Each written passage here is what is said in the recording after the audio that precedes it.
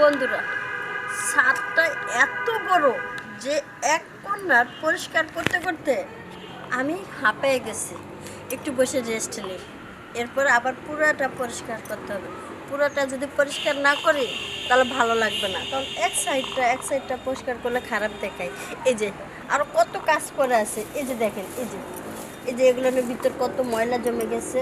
এই যে এগুলো অনেক ময়লা, এগুলো পরে পরিষ্কার করব। এই যে ফুল গাছটা দেখতেছেন, এই যে ফুলের গাছে কতদিন ধরে পানি দেওয়া নেই। পানি না দেওয়াতে এই যে গাছটা মরে যাচ্ছে। হ্যাঁ, এই গাছটাতে পানি দিব, আগে ছাদটা পরিষ্কার করি, তারপরে গাছটাতে পানি দেবো। না, তাড়াতাড়ি পরিষ্কার করতে হবে, সময় নেই।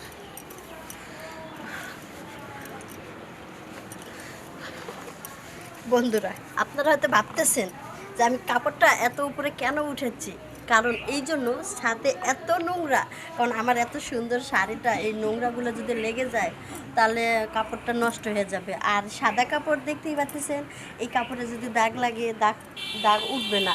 এই জন্য কাপড়টা একটু উপরে উঠিয়ে নিছি, যাতে আমার সুবিধার জন্য। এই যে দেখেন আবার শুরু হয়ে গেল। যাতে থাকতেও ভালো লাগবে, সবাই মিলে জমিয়ে আড্ডা দিতে। অনেক সময় দেখা যায় ছাদে যখন বিদ্যুৎ না থাকে অনেক গরম, ওই সময় ছাদে এসে শুয়েও থাকি আমরা।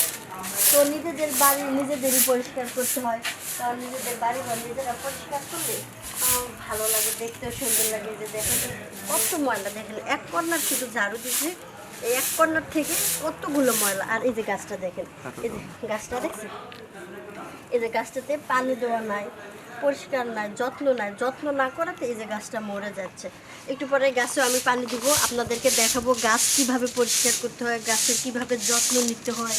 আর গাছ যত্ন নিলে গাছে ফুল দিবে, ফল দিবে, অনেক সুন্দর সুন্দর ফল হবে, ফলগুলো খেতেও মজা লাগবে। কত ময়লা বের হচ্ছে এক সাইড থেকে, এই যে এত ময়লা ছাদে। আর বুঝেন তো, ছাদে এমনিতেই ময়লা হয়, সবসময় ধুলা বালি ছাদে থাকে। এই যে আপনারা ওইরকম পরিষ্কার করার সময় না, আসলে আমি শাড়িটা পাল্টাতে ভুলে গেছি, মনে ছিল না। তো আপনারা যখন ছাদ পরিষ্কার করবেন,